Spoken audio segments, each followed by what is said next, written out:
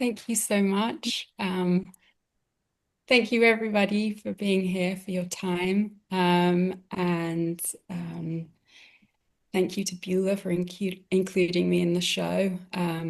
It's been such a beautiful experience to be part of TULCA. And I've learned so much seeing my work in this way, which was so beautifully installed by David and the team. Yeah, it's such a sensitive installation. I really wanted to begin with the image of how the works are hung. This is the first time that I'm seeing them together. And yeah, it's really an honor for me to be here today to speak with you all a little bit about my kind of the wider context of my practice and some of the other things that really inform the kind of foundations of how and why I can make textiles. I'm a little bit nervous today. This is my first time giving an artist talk. So if my voice gives that away at the beginning, that's me. That's where I'm at a little bit today. And also I just got back from 2 weeks of traveling in the UK and also in Ireland for the opening of the festival. So yeah, one second. Begin by introducing myself and also locating myself because I've moved between many, many different contexts. I was born in Chile. My father is Chilean, my mother is British. I was born at the end of the Pinochet regime, which was a very violent time for the country. My father had been a political exile for 10 years in Germany. So he was returning after having been expelled and not able to return for a long time. So the first years of my life were very much informed by what was a very violent time for Chile. And then when I was 3, I moved with my mother to Devon in the southwest of England, a completely different context, and a context where many of those experiences didn't really have a place to be held or reflected. So yeah, that was sort of one of those big context shifts of my life. I studied in London, where I lived for 7 years. I went to art school.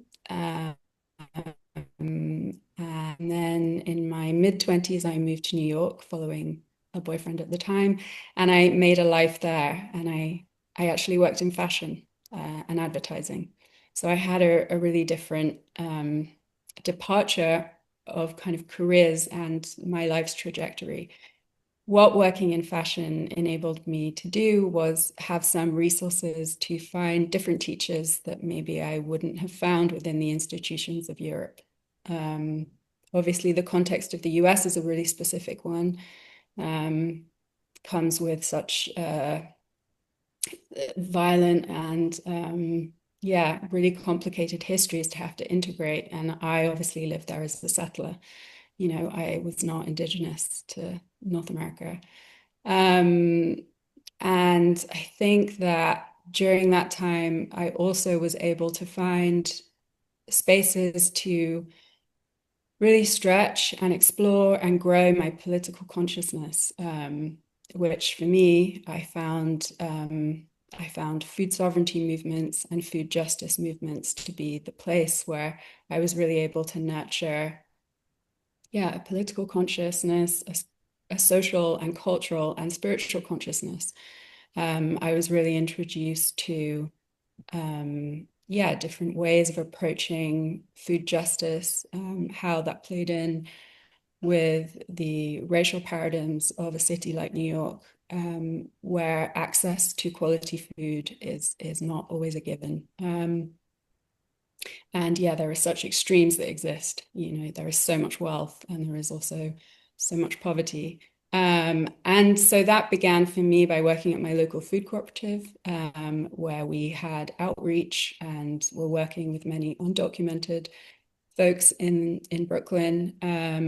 And it really struck me that, you know, having access to quality medicinal ingredients like honey and local kind of foods and vegetables was so important to people. And so, yeah, that was the beginning of sort of like exploring these organizing spaces around food sovereignty and access to cultural foods and in turn cultural lifeways. So yeah, I had many teachers within so many different contexts. Obviously, the context of places like Puerto Rico and Hawaii, which are kind of colonial outposts of US imperial um, domination, were really important spaces to learn about what happens when agricultural systems are removed and yeah, people are really fighting for access to um, restoring and reconnecting with cultural foods. Through that, I found my seed teacher, who is the Indigenous seed steward Rowan White. And I was lucky enough to study with her and be mentored by her for the last years of living in the context of New York, so-called New York. Um, she began with a really simple invitation, which was to think about who our food and seed ancestors might be, and think about how we may have that connection may be broken, and ways that we might, through our tending, through our practices of planting, might begin to repair some of those connections and yeah, be that both a personal journey of kind of reconnection and healing, but also one that then extends out and that we might model and yeah, include with our communities. So yeah, this was the invitation that seeds are relatives. Um, at the time, I was living in an apartment in New York, in Queens, New York, and I didn't have access to land. I didn't have a backyard, so I was planting the seeds I chose were beans and corn, which were seeds that I had not grown up around. And as far as I knew, I'm 3 generations removed in my Chilean family from folks who were uh, growing their own foods. I descend from both indigenous peoples and also settlers within the context of Chile. So yeah, many of my indigenous ancestors, I don't know the specific territories that they descend from.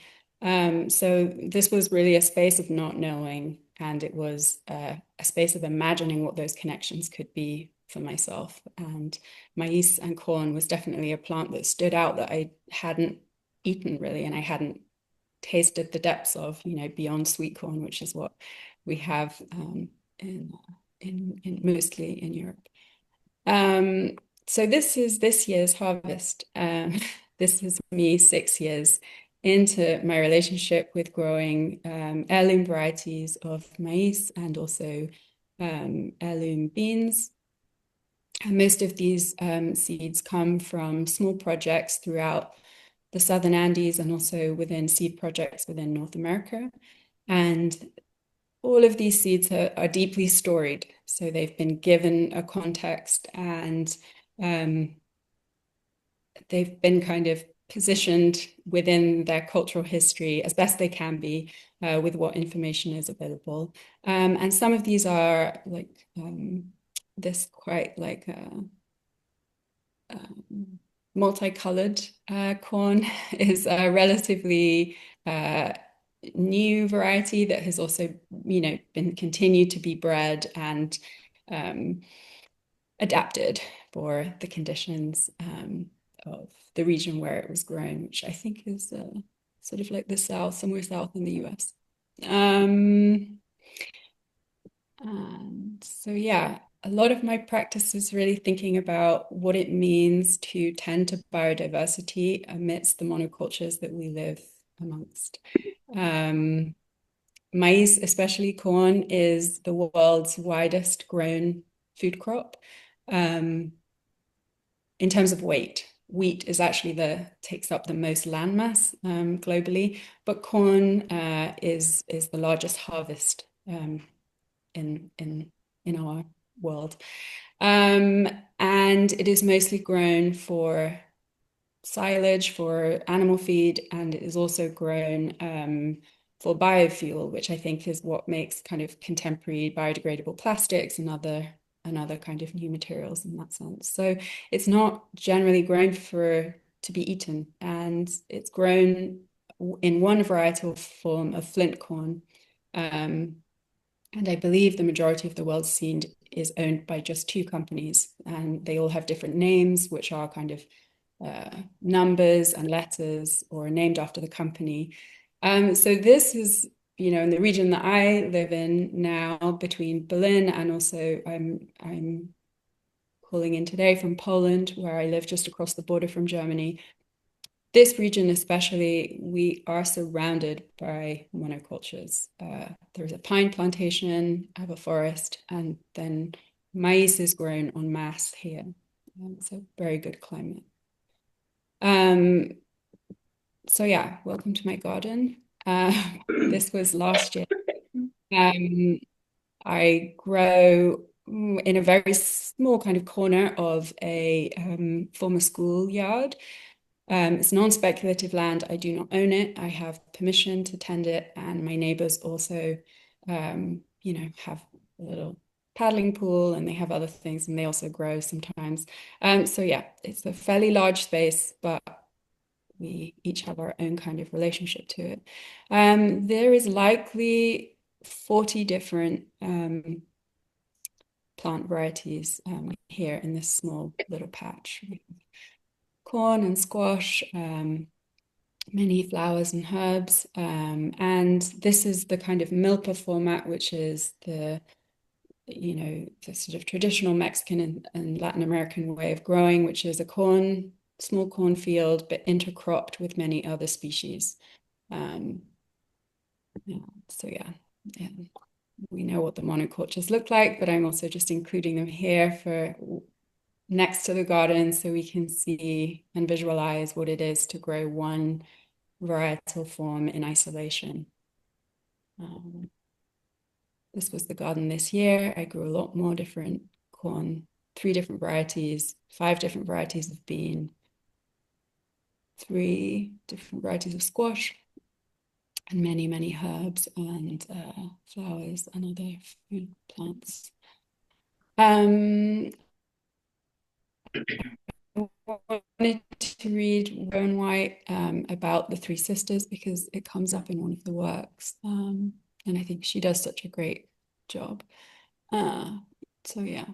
The traditional 3 Sisters garden forms an ecosystem by creating a community of plants and animals.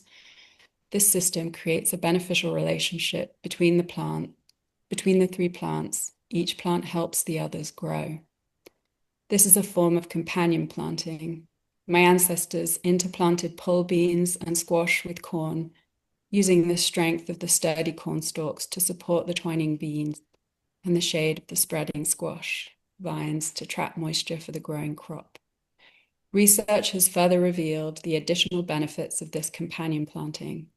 The bacterial colonies on the bean roots capture nitrogen from the air, some of which is released into the soil to nourish the high nitrogen needs of the corn. Yet to our people, the meaning of the 3 sisters runs deep into the physical and spiritual well-being of our nations. Known as the sustainers of life, the Haudenosaunee consider corn, beans, and squash to be special gifts from the Creator, originating from our creation story, a gift from the daughter of original woman. The well-being of each crop is believed to be protected by one of the 3 sister spirits. These sisters who would never be apart from one another, sisters who should be planted together, eaten together, and celebrated together. So let's see. Here are my 3 sisters this year on the left. It's a very moving experience and also quite difficult to grow them. And so, but yeah, when it's successful and when they feel like they're working together, it feels like a real success and achievement. But yeah, we have the beans here growing up the cornstalk.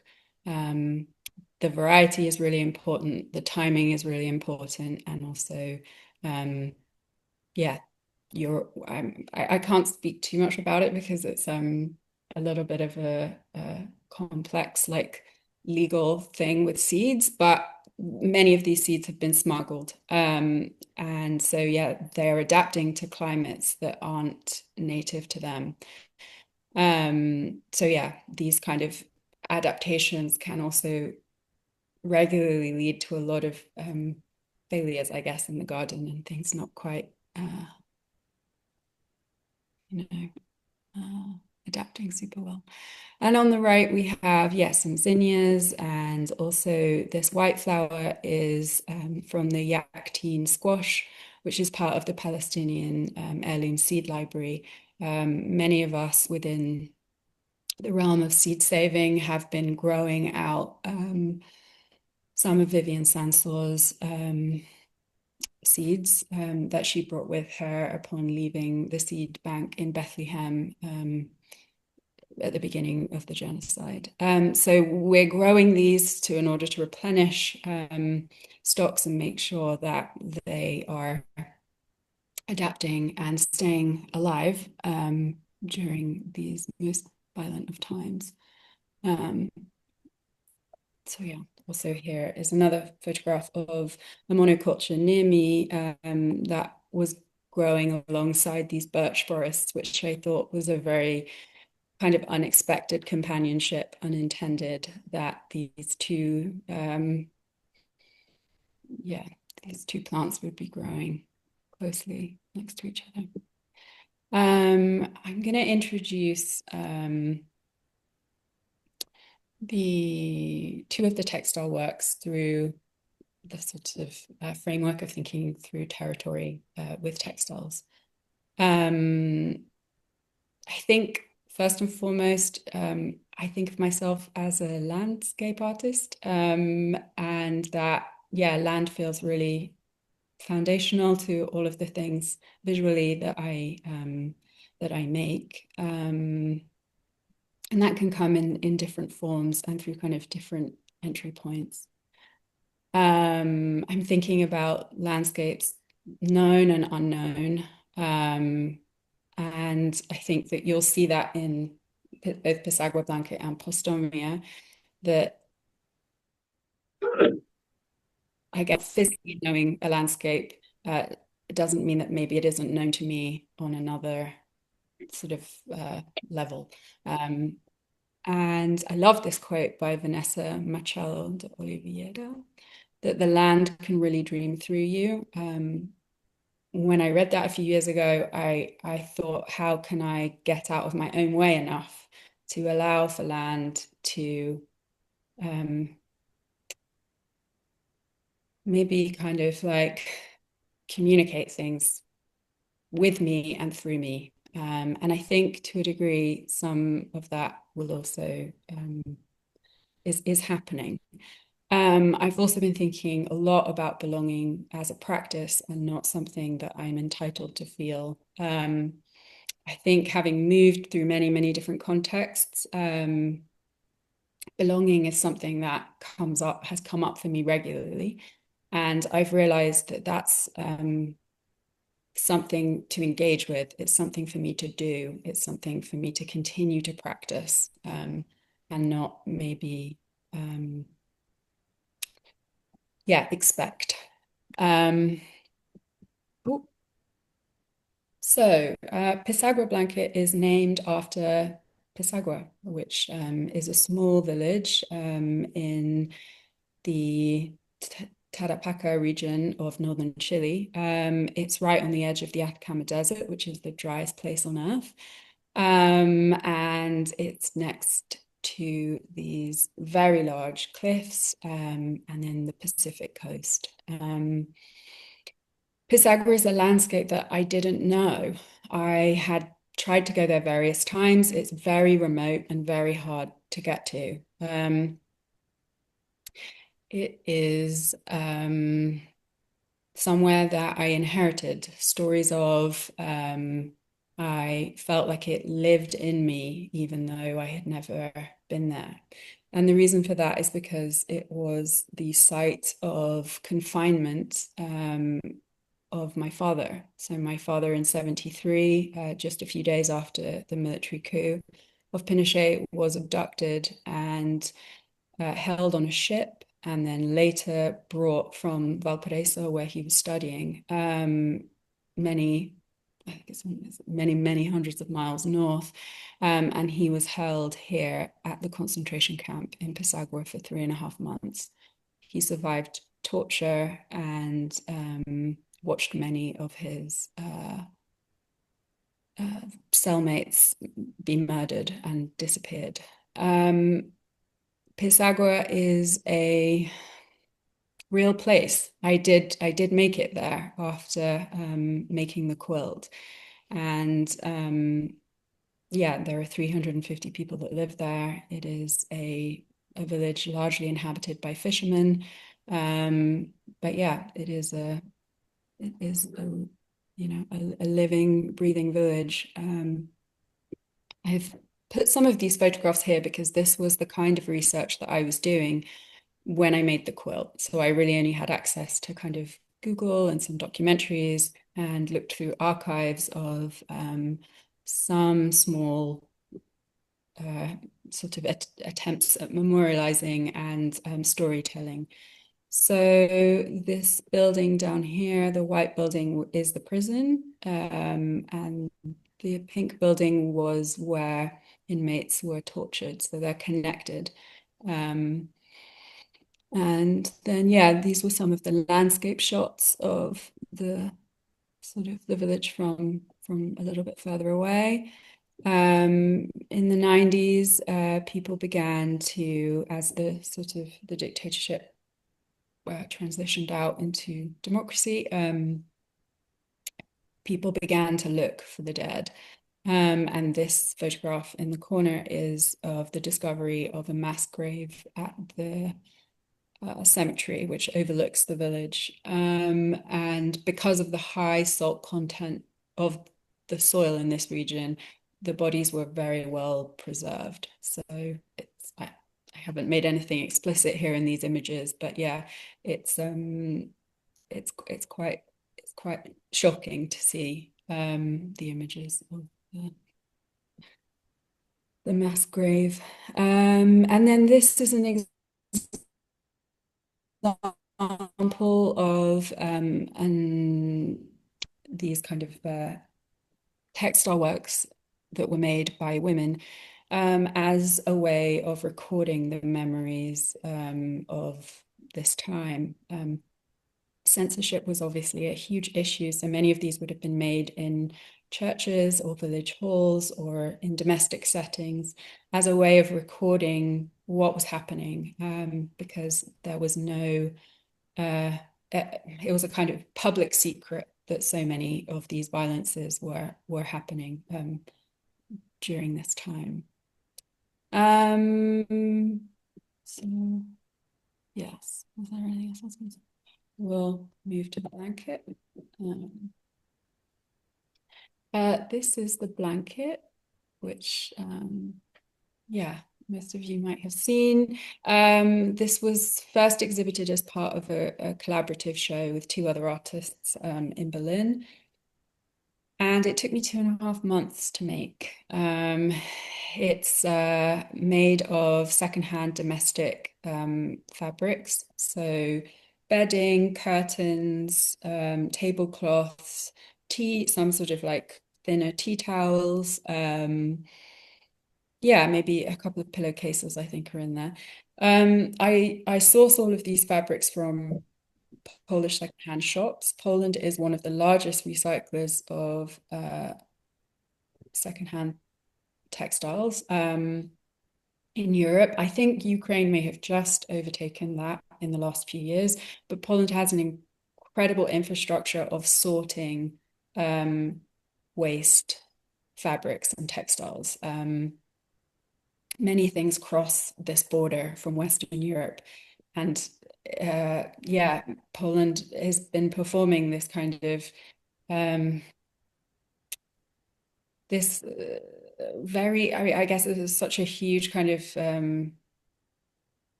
part of the recycling of waste from Western Europe. And a lot of that goes quite unacknowledged. So it's quite easy to encounter large quantities of fabrics by the weight here. So yeah, this is the front and the back. I will say that yeah, I had many reference points and also many misrecognitions in this work. Like I think the building really inspired the color palette, and then I discovered that the building had been painted, so it wasn't. That was sort of part of the misrecognition, I think, of not having been there, of not maybe knowing fully this place before I made this work. But through the hand stitching, so this is 4 meters wide by 3 meters high, and I did the hand stitching of the quilt. I pieced the patchwork through with a sewing machine, but then I hand stitched across. So it's a 4 meter long uh, running stitch, which I had to kind of come up with some kind of infrastructure in the studio in order to be able to do that. Also because the wool is untreated, it gave me a rash. I mean, we really went through it, me and this piece. And so yeah, it took a long time. And then I think I'm still learning about what the work does in the world, you know. It's been very interesting for me to realize that it really commands a certain amount of attention. And I'm very grateful that something in the quilt knows what to do with some of this history, because I can say very certainly that I still don't know how to live with it oftentimes. And I think that inheriting state violence and a lack of justice is a very, very difficult thing to reckon with. And it's really a life's work of wondering how to integrate those things and allow them to be true. And I will say that it's very moving for me that often the quilt does know what to do and how to command a sort of presence with some of that. That yeah, I'm not sure I know. And here's some examples of that. This was the opening on the left of the show in Berlin, and there was a very beautiful choir performance piece, and everybody gathered around the quilt. And yeah, so it sort of as I said, like it's sort of somehow like it knows how to move in space. And here is the opening at TULCA, which is just a picture I took on my phone, where everyone is also facing the direction of the quilt. So yeah. I'm going to share these quotes, which were from a show about Pisagua that was at the Museum of Memory and Human Rights in Santiago. I didn't go, but I was lucky enough to meet the curator and yeah, learn a little bit about the work that he does in Pisagua. But the Engracia Palominos from the Association of Relatives of Politically Executed Persons and Detainees of Iquique and Pisagua says, it's extremely important to make known to the world the history of what happened in the town of Pisagua. And Maria Fernanda Garcia, I think she's the director of this part of the museum, said that despite the pain and death experienced in Pisagua, stories of solidarity, tenderness, love, and life are woven together, which both the town and the families continue to keep alive. That is the most important thing, the way we transform that pain into memory. Memory so that it's not forgotten, and memory for resilience. As far as I know, the exhibition that was happening also included many stories of the women who live there now. And I think that's also important and was important for me to have that sort of real world engagement with a place that had existed, sort of loomed so large in my imagination. Yeah. Wait, did I miss it? No. Okay, so going to talk briefly about Postomia, which is an example of a territory that I do know. This is a river or tributary that runs just close to the garden. And yeah, I buried the fabrics inside the river for a couple of months during the summer, and that's what formed the kind of these marks and the natural dye. This is all hand stitched, also kind of like collaged and like layered on top of each other, which the way it was lit at TULCA was very beautiful because you could see those kind of layerings as well and the handwork. But yeah, here's a little video of me.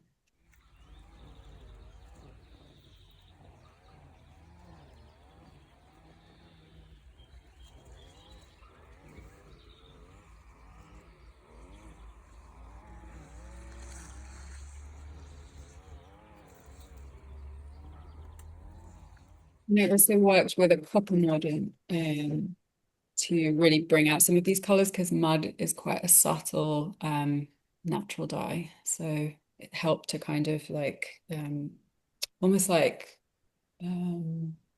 processes of photographic kind of processing, so there's a way that it can be pulled out and highlighted.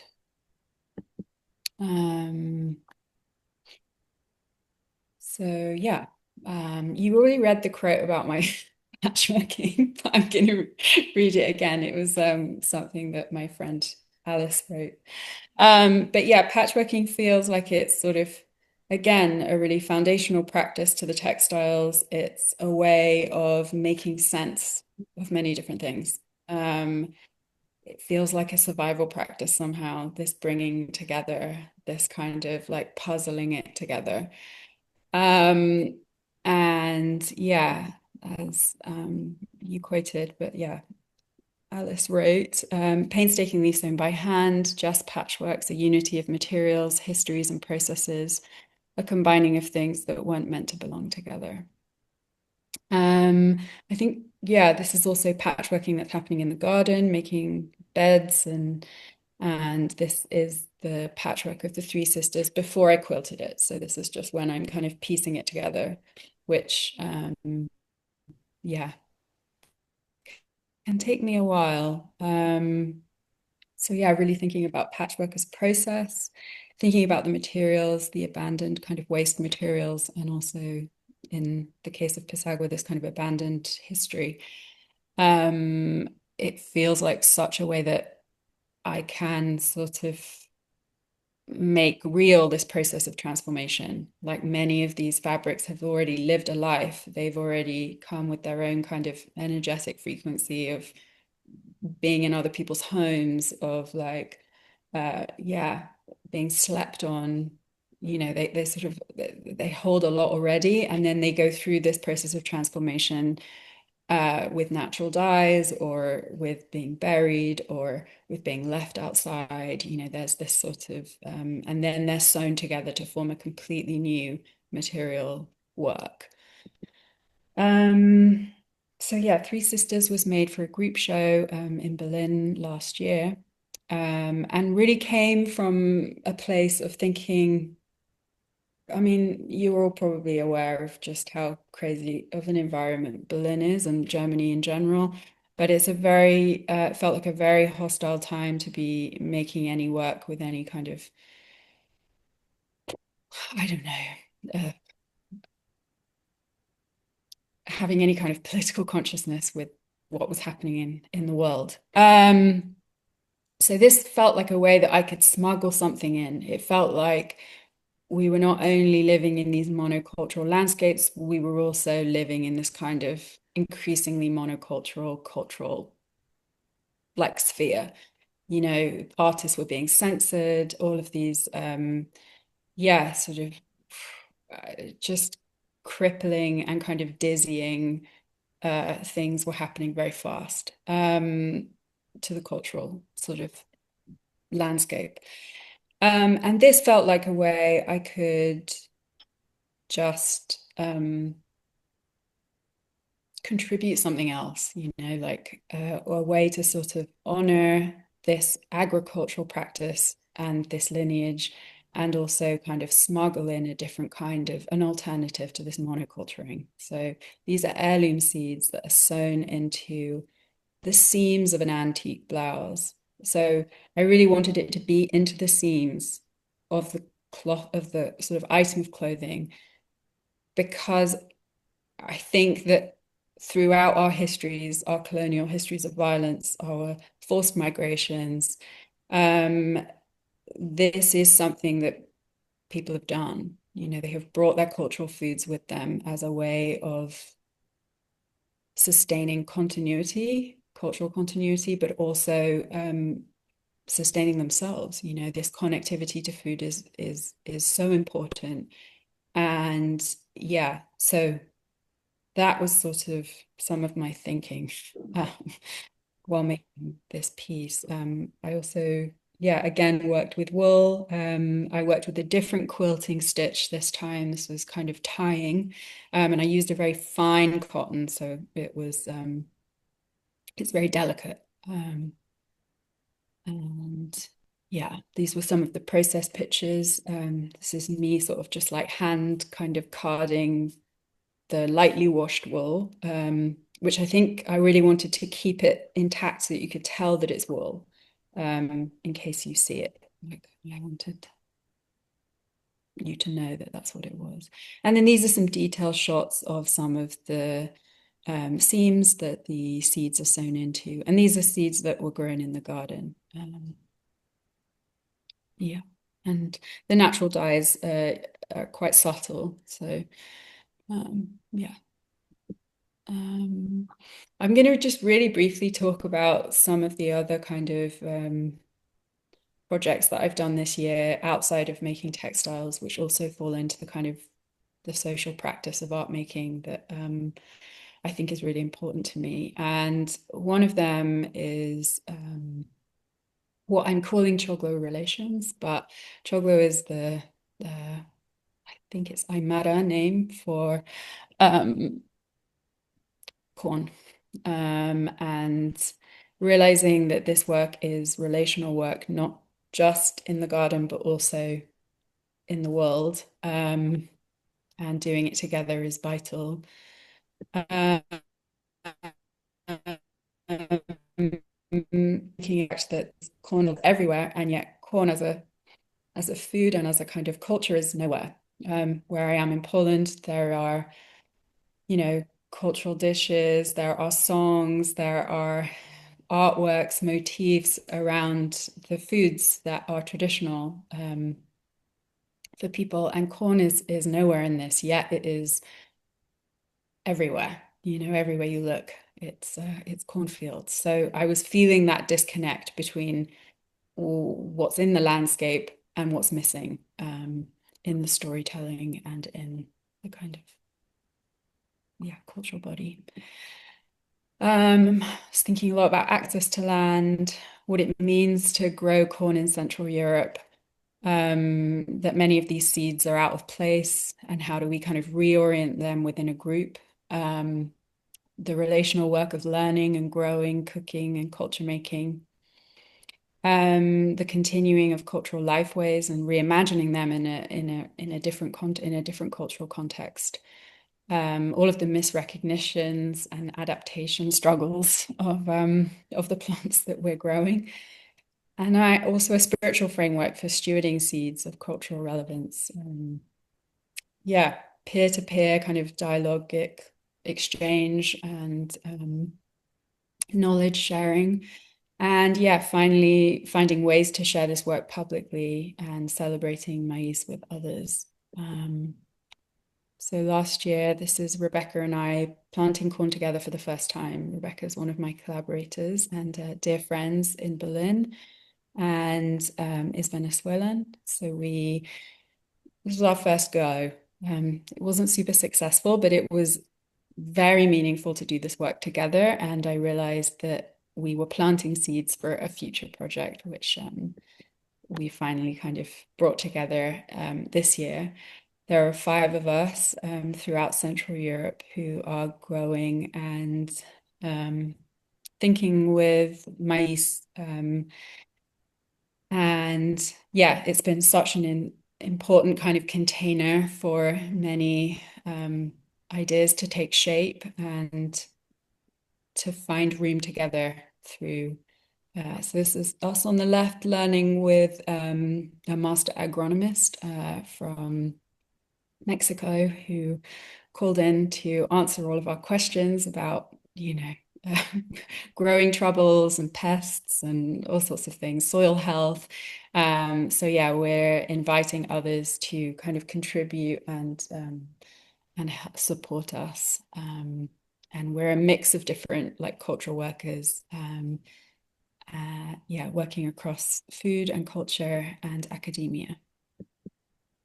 I'm going to share our community agreements just because I think I find the kind of the scaffolding of some of these things really helpful. But this is our community agreements as a group, which has been a really important way that we can define and create the conditions for the sort of, I think, learning that we're all seeking. So this group is a shared container of trust, reflection, and collaboration. We honor the personal and vulnerable experiences shared here and hold them in confidence. We support each other's research, ideas, and creative processes with generosity and encouragement, understanding that knowledge is emergent, relational, and shaped by collective dialogue.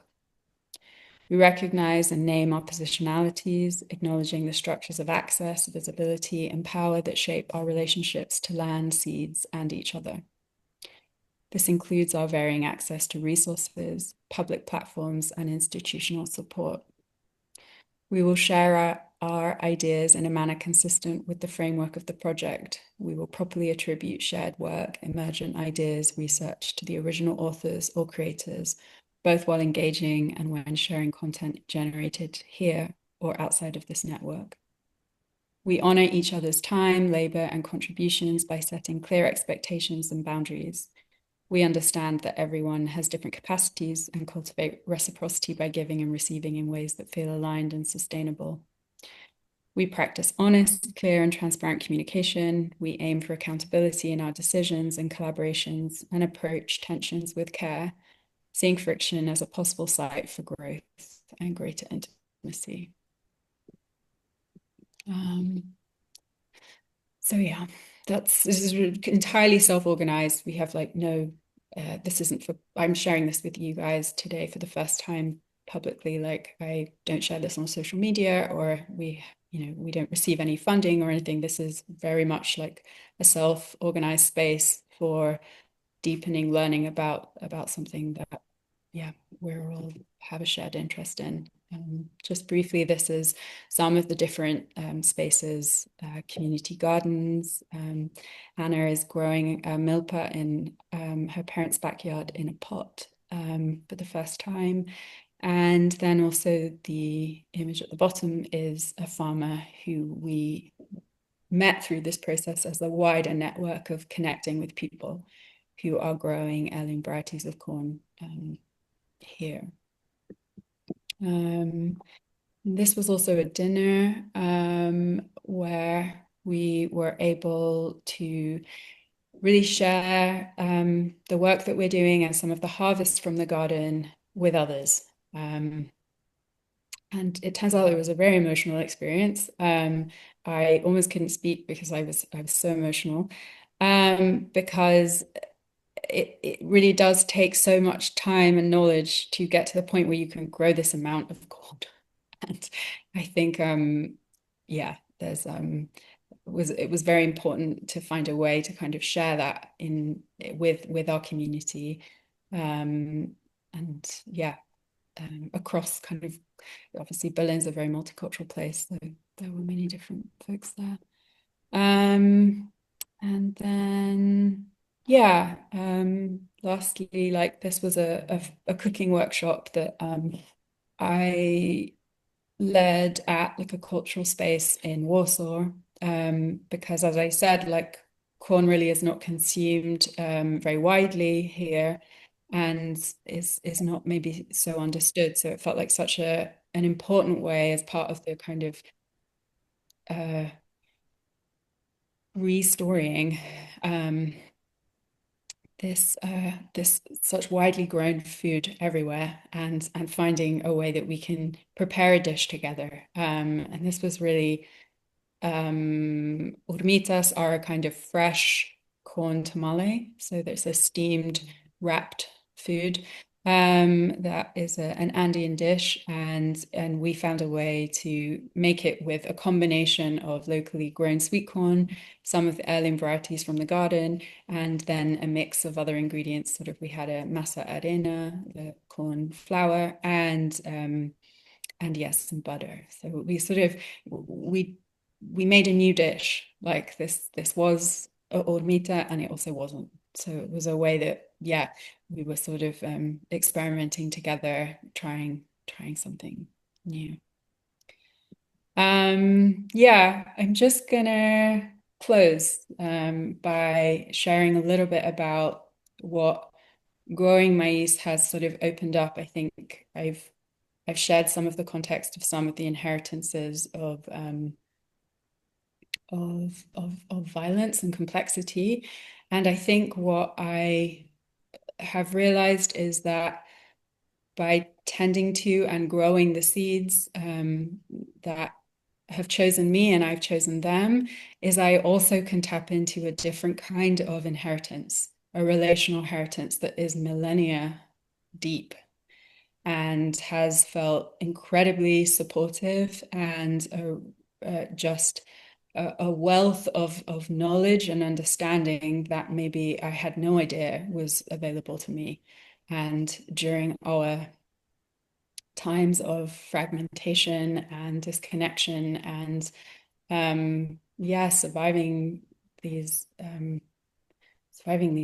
crazy times. This has felt like such an important sort of uh, framework for living, and not just for art making, but also for existing and for finding meaning in these times.